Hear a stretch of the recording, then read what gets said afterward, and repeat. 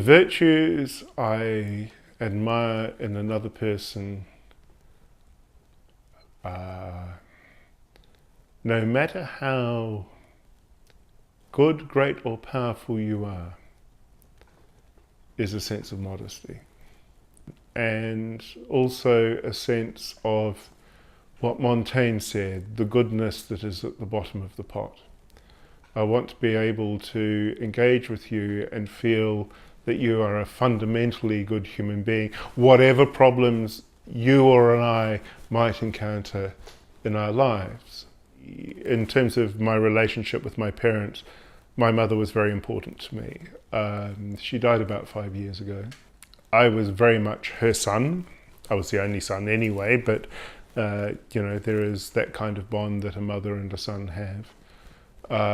And we used to have our pre-dinner drinks in the kitchen while she cooked. My father was a bit more remote, partly because he wasn't home until I was 5 months. He was away at sea.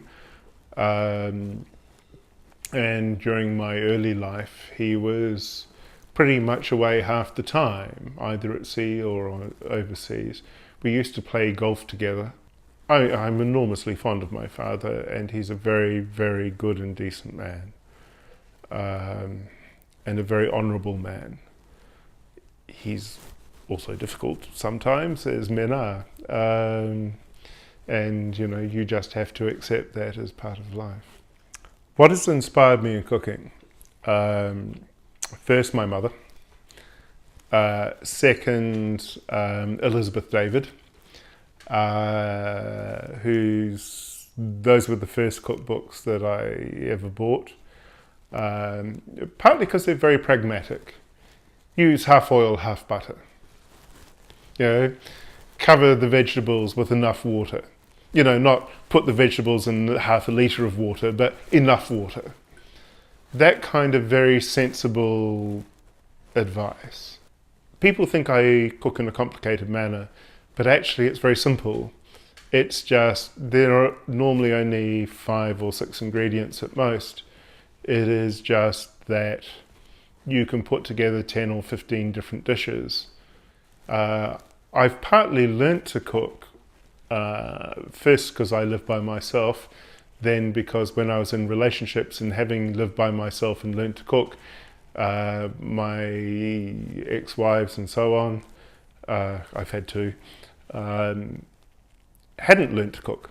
So I did all the cooking. In cooking, I like being in control of my food for a start. How much salt I put in it, how much oil I use, the ingredients, how fresh they are, where they come from.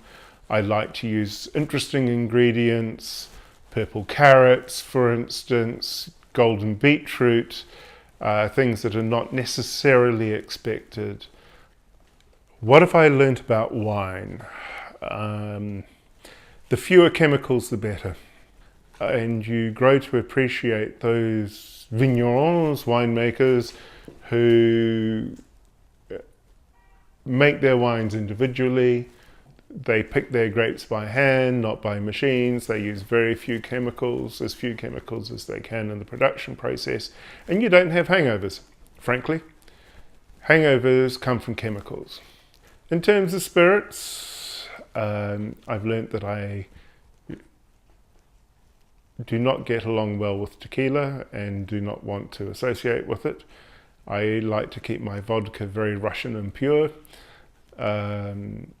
And apart from that, I like gin, whiskey and brandy, and maybe a little dark rum. I have 3 favourite films.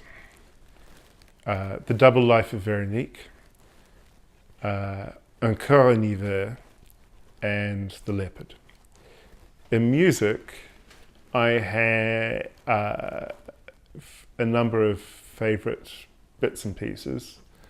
Blood on the Tracks by Bob Dylan. I have recently grown very fond of Leonard Cohen's last album, You Want It Darker. I love Renaissance music and 17th century violin sonatas. And then there are things like Miles Davis, or Billie Holiday. I want to live in a very nice place. It doesn't have to be a palace, it just has to be very nice. Yeah, this is very nice. I'm very happy where I am. What do I look for in a woman beyond femininity? I look for intelligence. I look for elegance. I look for composure. I want a sense of emotional balance. And of course, I want the kind of empathy and engagement and eroticism that come with a real relationship. I was socialized and brought up by women. My mother, I have two older sisters. My maternal grandmother came and lived with us when I was 11 years old, when my parents were doing diplomatic duties in London. When I was a teenager, it was my grandmother running the house. This has meant, broadly speaking, that I socialize an awful lot better with women than I do men. I think the general rule is the woman is always right. Unless you're prepared to personally engage with the whole process of something going on. Like, let's put it this way. You've got to paint a wall. You either go through all the colored charts, you work through it all together, and you make a mutual decision. That's proper engagement. Or you say, you sort it out, dear, and give me a couple of options. At which point she comes back and says, well, it can be yellow or pink. And you say, but I want green. So you have to man up and accept that you've actually devolved the responsibility and this is the choice that you've got. You don't then start going back to the colour chart. The reason I like Russian and East European, or also the reason I have not given up on English girls, but I find that when you move, shall we say, a little more east, the women like being woman a little bit more, and they are also more confident about who they are as women. There's this kind of English conflict where if they want to be confident, they try to become men. And I don't want a woman who's a man in my life. I like the fact that Eastern European Russian women combine femininity with strength of character. Do I think my past relationships have shaped me? Yes. Do I think they can make me a better partner? Yes. I'd hate to be me again at 27. On the one hand, it was glorious, but on the other hand, I was a boy who needed to learn a few things. How do I look at my past relationship, or if you like, the history of my mistakes? One, you have to learn to accept your mistakes, and you have to understand why you made choices that didn't work out.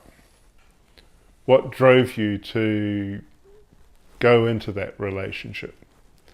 Two, you have to accept the fundamental decency of the person with whom you had that relationship. Otherwise, you're denying your own kind of judgment.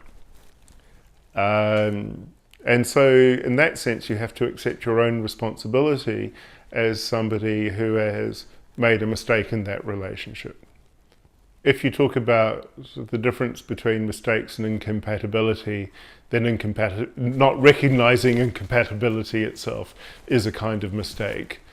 It's a lack of self-awareness and a rush to have something in your life rather than nothing. Forcing something that you want rather than something that should be. Conflict between people is always difficult, and it depends exactly what it's about and how engaged you are with that person. If you're in the middle of a marriage, for instance, conflict is deeply, deeply problematic. One, you have to look at what they're saying and recognize that however demanding and awkward they might be, there might be a core of truth of something in which they're saying that might be able to be extracted from underneath it. How do you deal with conflicts in a relationship? Well, I think the first thing that both people in a relationship need to accept is that neither of them are probably 100% right. When it comes to a conflict, as it were, within an external party to a marriage and the marriage itself, my first response has always been to make sure that I am absolutely right. My second response has been to make sure that in talking to, because this has happened, or not necessarily within marriage, but within relationships, that I am absolutely have removed all other options. Sexual betrayal, every couple has their own kind of tolerance about, was this a one-off mistake because you were drunk and stupid, or is this a kind of permanent affair?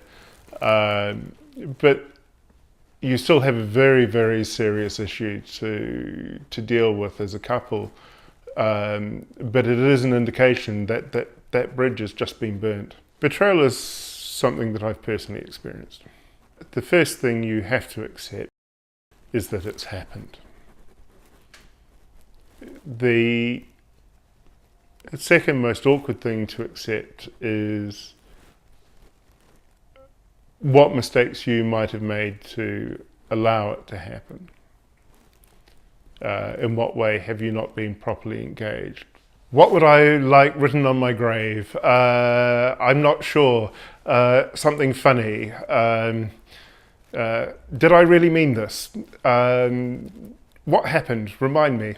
That kind of line. My happy place is calm and stillness.